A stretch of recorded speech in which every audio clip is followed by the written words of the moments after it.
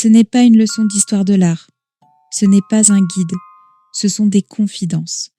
Des mots laissés sur un banc de musée par un homme un peu à côté qui regarde les tableaux comme on regarde des souvenirs. Bienvenue dans Confidences muséales, un podcast de Fabrice Roy. Des récits sensibles, un peu de travers, où chaque mot cherche la lumière.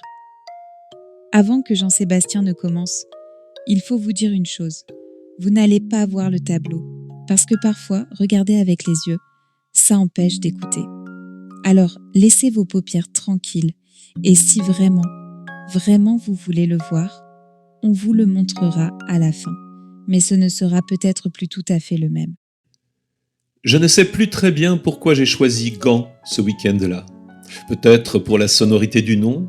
Gand, ça fait court, rond, un peu médiéval, un peu bouilli. Peut-être aussi parce que la SNCF proposait une promotion, retour inclus si vous rentrez. J'avais besoin d'air, et j'ai toujours trouvé aux villes flamandes cette façon d'être propre, sans arrogance, comme des dames âgées qui savent où sont rangées leurs porcelaines. Le samedi matin, je suis entré au musée des Beaux-Arts entre deux averses. Il y faisait tiède et vaste, avec cette odeur de cire et de pas feutrés qui me rappelle les dimanches de mon enfance, quand mon père m'emmenait voir les trains miniatures à la foire de Pontoise. J'ai flâné parmi les Rubens, les Delvaux, les Van Rysselberg, un peu saturés de dorure et de chair rose, jusqu'à tomber sur une scène toute simple, enfin, en apparence. Sur ce tableau, ils étaient trois. Une grande fille en tête, mains croisées derrière le dos, la jupe un peu lourde, l'air sérieux comme une chanson qu'on connaît trop bien. Derrière elle, une fillette plus petite, tout en blond tendre, et un garçon au veston gris, raide, concentré, presque inquiet. Leurs chaussures ont connu la pluie, leurs vêtements la poussière. Ils ne parlent pas, ils avancent. James Guthrie, l'auteur, était écossais, né à Greenock en 1859.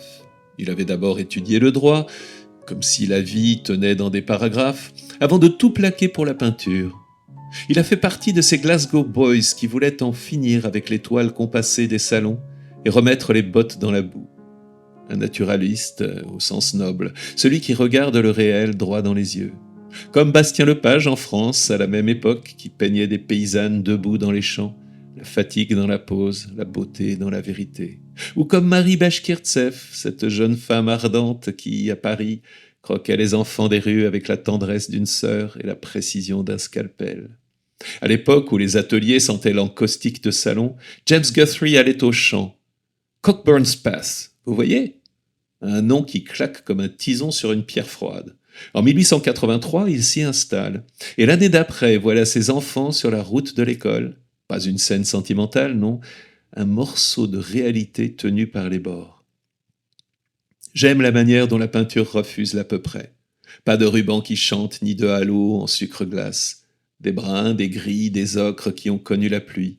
La jupe de la grande est usée à l'ourlet, comme un souvenir qu'on frotte trop souvent. Les bottines portent leur destin en boue séchée. Les visages sont nets sans être bavards. On devine la laine qui gratte un peu, le tablier qui a déjà vu passer 2 hivers. La fille de tête regarde droit devant. Pas nous, pas le peintre, la route. Elle a cet âge où l'on ne sait pas si l'on protège son secret ou si l'on apprend à en fabriquer un. Les deux autres prennent le pas, ensemble, mais séparés, la fraternité en file indienne. Quand j'étais comptable dans ma maison de charbon, je classais les bordereaux par teinte de gris. C'était une coquetterie. Aujourd'hui, je classe mes souvenirs de la même façon. Celui-ci est un gris clair tirant sur le jaune, comme l'herbe qu'on voit là. J'y entends le vent de la fin de l'été, un chien peut-être qui aboie au loin, et le froissement d'une page d'ardoise dans un sac de toile. Je suppose qu'après le virage, il y a l'école, des bancs durs, une odeur de craie, et peut-être une main qui passe dans les cheveux d'un enfant distrait. Le tableau s'arrête avant, et c'est bien. On ne peint pas la cloche, on peint le chemin. Les enfants ne sont pas mis en scène pour nous émouvoir. Ils marchent, c'est tout. Ils ne grandissent pas, ils marchent. Ça m'a plu. Grandir, c'est une courbe. Marcher, c'est une décision répétée. On peut marcher longtemps en restant à la même taille, mais pas au même endroit. La grande fille a un cou simplement dressé. Ce port m'émeut plus qu'une héroïne de salon. La grandeur, C'est peut-être ça, maintenir la tête à hauteur de ce qui vient. Derrière elle, le garçon tient son gilet d'une main, comme s'il protégeait une bille, une miette de pain ou un secret. J'ai eu cet âge-là. Je cachais un mot de ma mère dans la poche intérieure de mon manteau. Une phrase simple. Ne te hâte pas. On me dira, mais tout cela, Jean-Sébastien, ce n'est qu'une petite scène. Oui, mais la petite scène contient la grande. L'univers tout entier tremble dans l'ourlet usé d'une jupe. La preuve. Vous avez déjà vu un enfant marcher sans que le temps n'avance avec lui? Même arrêté, le temps marche. Même assis, je marche. Je ferme les yeux et j'ajoute un détail imaginaire. Un cartable bleu passé, plein de miettes de biscuits et de lettres jamais envoyées. La fille de tête s'arrêtera un jour à un croisement. Elle regardera sa main qui a grandi. Elle pensera « Tiens, rien de plus ». Puis elle reprendra la route. Moi aussi. En sortant du musée, j'ai voulu acheter une carte postale du tableau. La caissière m'a demandé « Vous la voulez brillante ou mate ?» J'ai répondu « Vivante ». Elle m'a regardé comme on regarde quelqu'un qui a oublié un sac ou une saison. Pour déjeuner, j'ai trouvé un petit restaurant, un peu comme celui de Fernande, mon routier de Montreuil. Je me suis assis face à un radiateur, par fidélité à ma superstition, et j'ai commandé le plat du jour. Là, devant le steak accompagné de ses frites, j'ai revu ses enfants. Je me suis dit, nous sommes tous sur une route d'école. Plus tard, l'école change de nom, on l'appelle bureau, hôpital, deuil, amour, comptoir ou silence. La route reste la même. On met les mains dans le dos pour se donner une contenance. On suit quelqu'un qui ne sait pas qu'il guide. On fait semblant de ne pas regarder le paysage pour ne pas perdre le pas. Au fond, je ne suis pas cultivé. Je suis en jachère.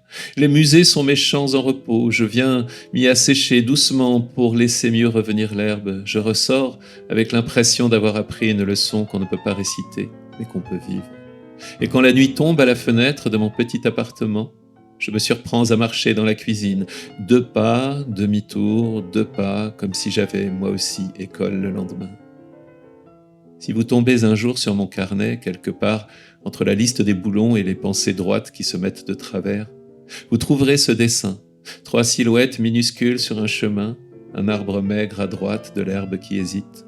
J'ai écrit dessous, ils ne grandissent pas, ils marchent. Et j'ai ajouté au crayon, et moi, avec eux. Carnet de la cuisine, mot de Lucie, lundi, 7h46. Papa, je t'ai vu marcher ce soir entre l'évier et la fenêtre. Tu avais l'air de compter les carreaux, mais je sais que tu suivais quelqu'un. Si tu veux, demain, je te rejoins à l'école du soir. On prend le chien, on fait le tour du pâté de maison en file indienne, tu ouvres la marche et moi, je fais semblant d'avoir un secret dans la poche. Lucie. Post-scriptum. En tout cas, si un jour tu retournes à Gand, promets-moi de leur dire que je les ai trouvés beaux, ces enfants qui ne grandissent pas.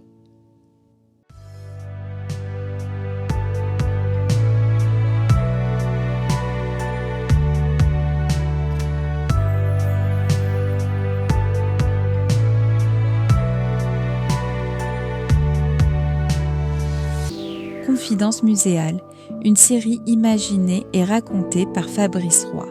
Musique composée par Gabriel Fauré. Pour suivre les prochaines confidences, abonnez-vous.